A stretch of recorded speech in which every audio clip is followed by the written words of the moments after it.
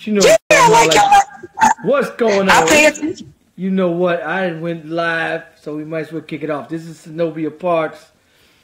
You know, man. No. To come bring her on issues in the black community, what to expect for 2018 Chicago, what we went through in 2017. Now, 2017, we only had 650 murders, which is down 15% from 2016. 2016 was 750 murders in Chicago. Now, I wanted to come to you and find out, what do you think about, Chicago, the future of Chicago, and what to do in the community to change those issues that we're having in Chicago?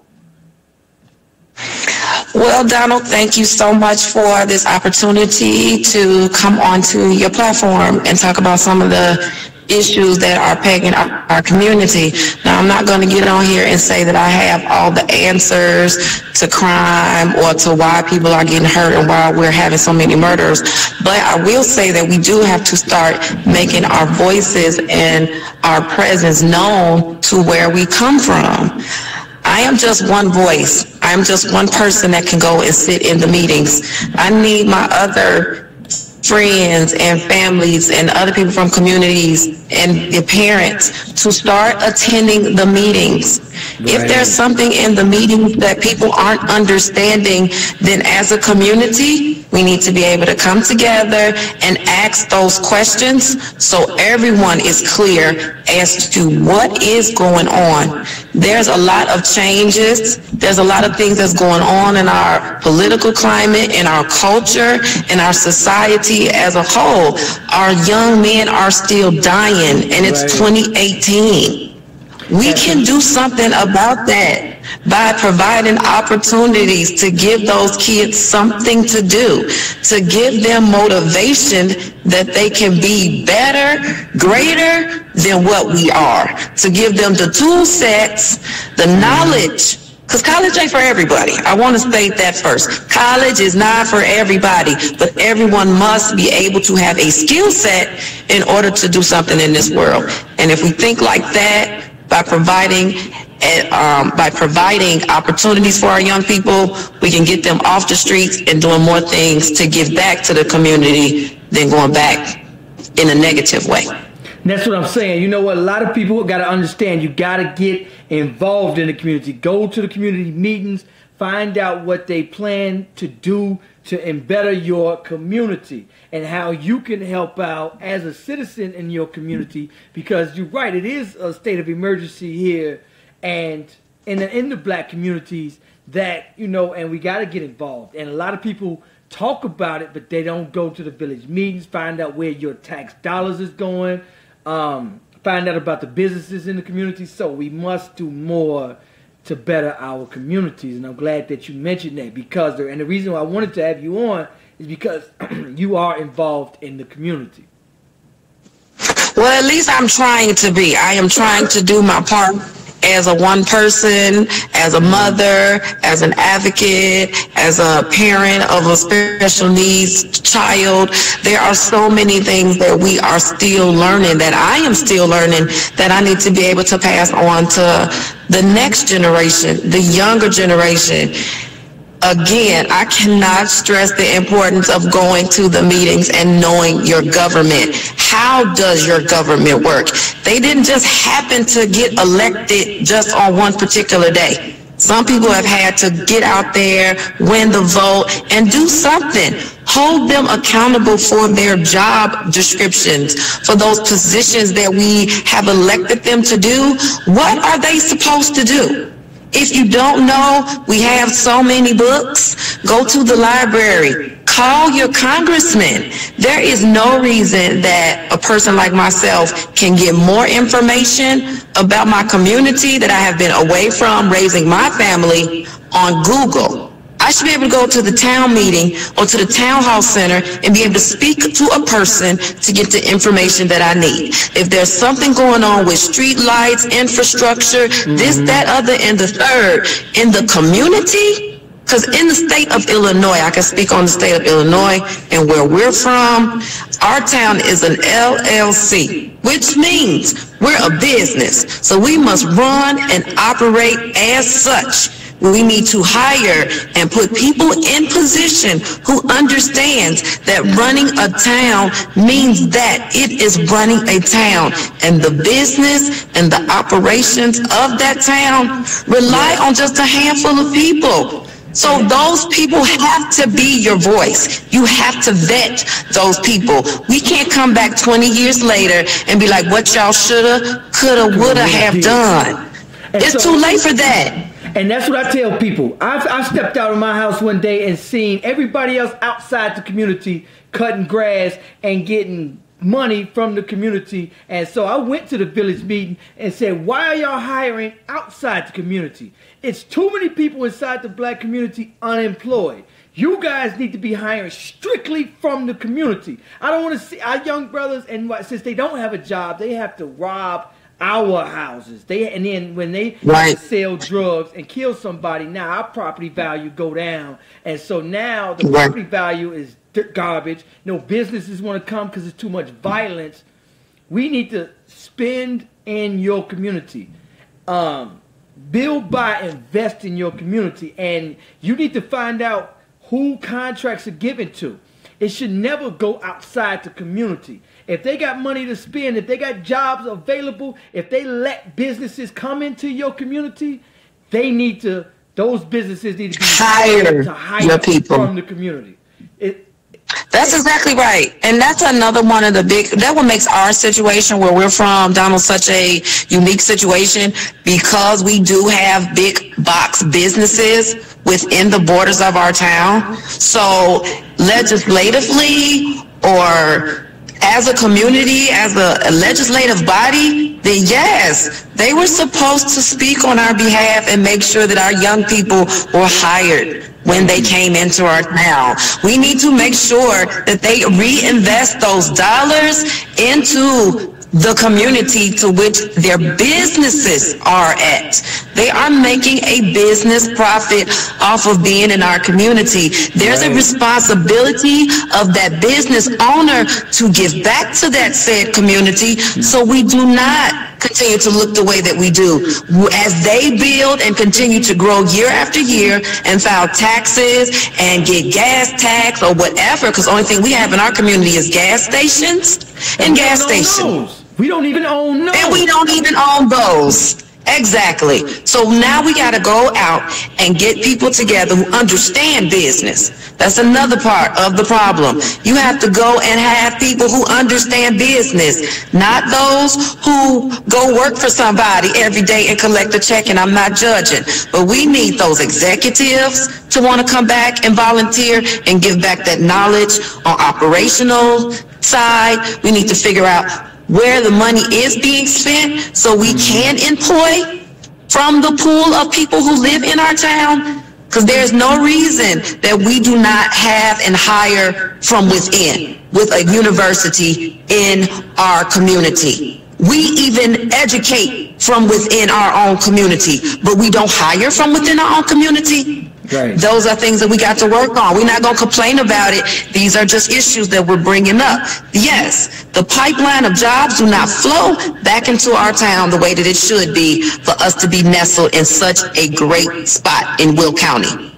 We're nestled right where we need to be. Now we need people who understand how valuable our community is. Yes, and that's what I'm telling them. People, get involved in your community. Go to the town hall meetings.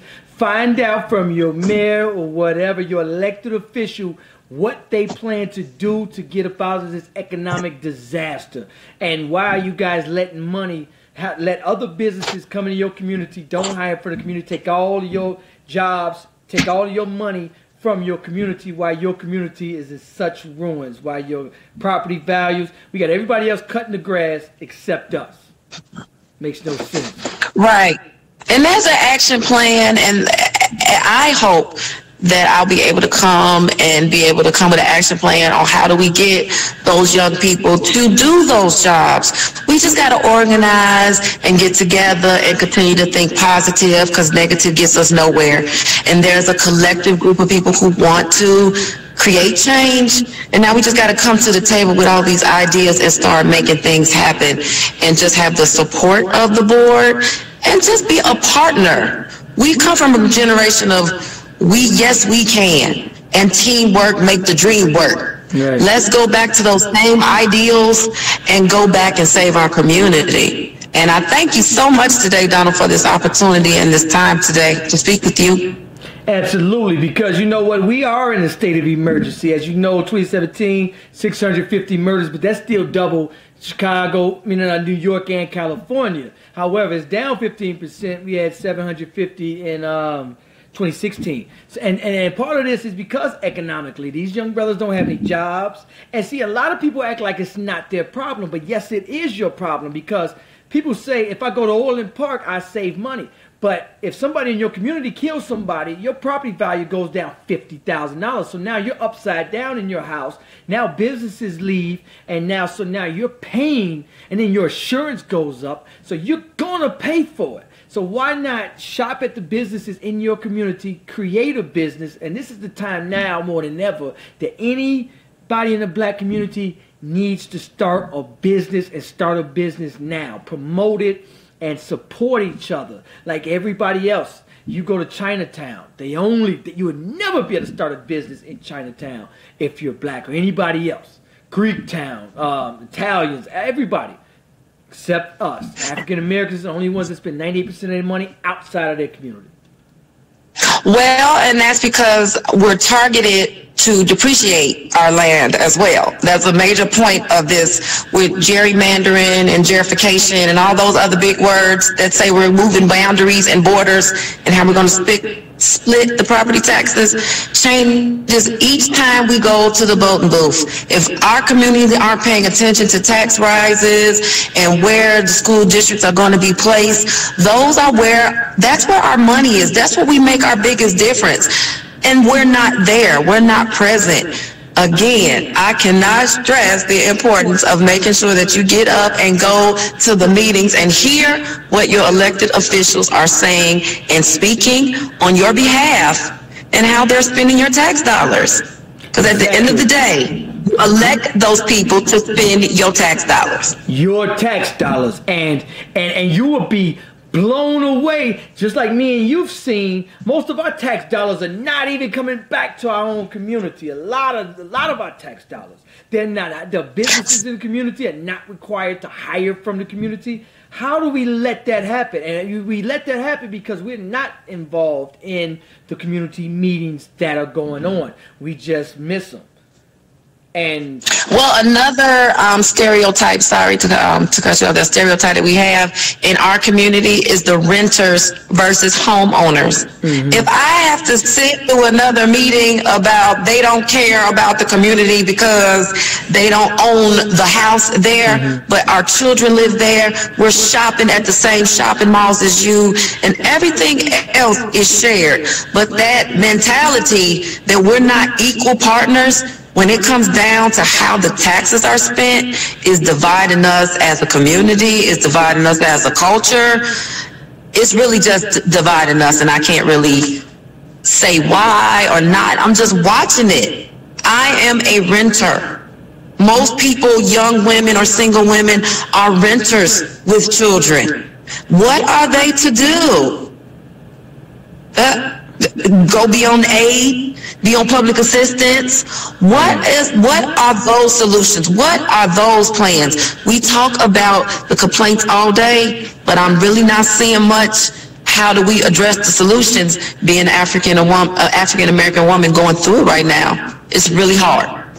Yes, and we can't stress this enough. Get involved in your community. A lot of people jump on social media. That's not enough. You're going to have to get up and go and get involved. Find out what money is being spent, where it's being spent, and find out from these young brothers, man, what do you need? And help them. You know, it takes a village. And part of what I don't like, you know, I was talking to a brother from Africa, and he was saying they don't move away from their original land or community that they were brought up in. You know, so many people, we don't know our neighbors. You know, none of our neighbors grew up in that community. We're being moved around so often, so you can't go out and chastise another kid down the street because you don't even know them, and they won't think twice to rob your house. And can you blame them if they can't find a job within the community? What else do you think they're going to do? They're going to sell drugs? That's going to make your property value go down more, and somebody's going to end up being killed, and that's going to destroy your community, you know? Very much so. So that's why we really have to get together and come up with solutions and start going after those major corporations who have no problem being in our community and selling products to us.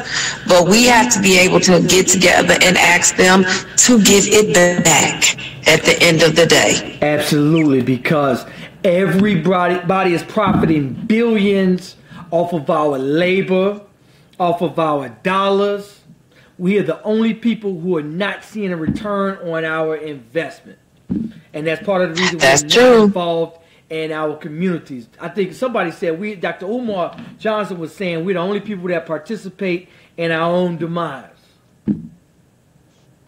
That is true, but I don't even think it's a subconscious thing that we're doing. We're so equipped to be on the defense all the time.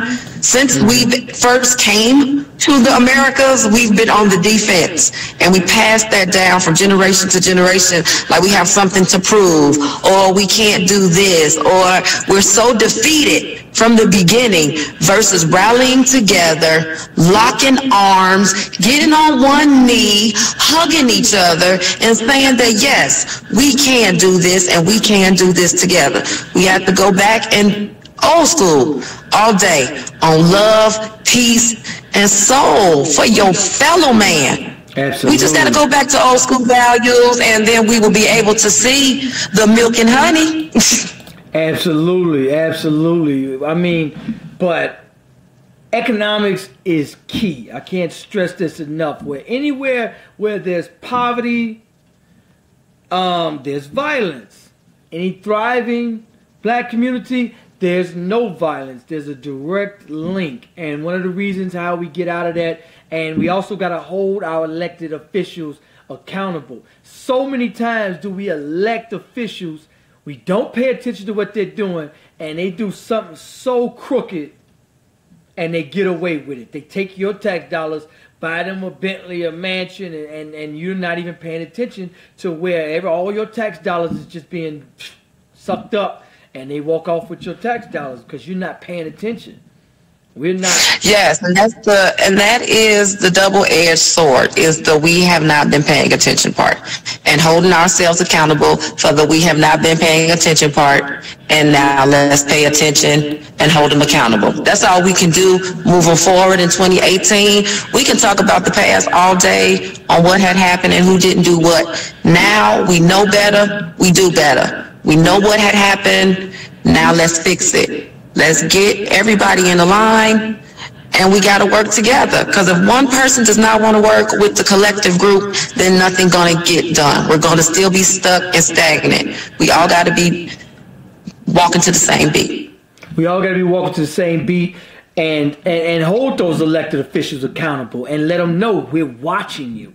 What are you doing with these tax dollars? How much are we paying you? What are you doing? You know what I'm saying? Because so many times do we get 8 liquor stores, and all the liquor stores are owned by somebody from Tinley Park, a foreign-owned business that's not paying taxes in the community, that's destroying the community. Just like, look at Ford Heights. They got prime real estate off the highway at 394, but they got 2 liquor stores. If they threw a Wendy's there and a Subway right off the highway, so many people will get off that highway and buy something. They got prime real estate. However, with bad mismanagement, they got 2 liquor stores that's destroying when you can be enabling your community. Instead, you're destroying it. Your elected officials failed you for 30, 40 years. I seen liquor store right there with nothing but destroying that part. Everybody got to drive past that and see it, and nobody wants to come to that community. And that is really true, because if you go down further past where you were talking about in Fort Heights, you go into Stager, and there is your McDonald's, there's your Christian Living Center, there's your Waltz, there's your everything that you need to live and sustain your life for those outskirts and that population of people. But when you come into Will County, where the people of minority are of color, no, we do not have anything. We do not have grocery stores. We do not have clothing stores for us to go to. And we do have the economical means to purchase those things. They're just not readily available to us. They have been shipped over to the next community over, the next town over, where we have to continue to drive over there and patronize their businesses versus them coming into ours, so you can come and bring your foot traffic into our communities so we can too also have a Wendy's, a McDonald's, and a Culver's. Absolutely. And then we can actually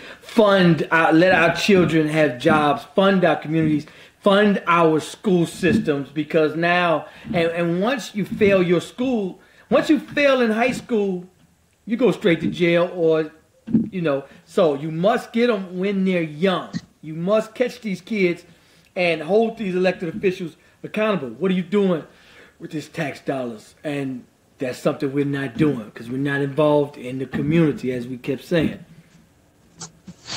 Okay. Well, Donald, I thank you so much for this time this evening. Absolutely. Hey, thank you for coming on. For those of you, make sure you go to My Life in the Chi YouTube channel. Share this video, comment, let us know what you think. Synovia, thank you so much for coming on. I really appreciate you. No problem. Thank you, and you can follow me at Mrs. Wifey Life on Instagram. Miss MRS WIFEYLYFE. Wifey Life is the movement. You can also find me at www.wifeylife.com for anything wife related. Have a blessed New Year's. Yes. I got your YouTube page right here. So y'all can find Thank me right you. here. This is Synovia. Thank you so much for coming onto my platform. Make sure y'all share this video. Go to My Life in the Chi on YouTube. Peace.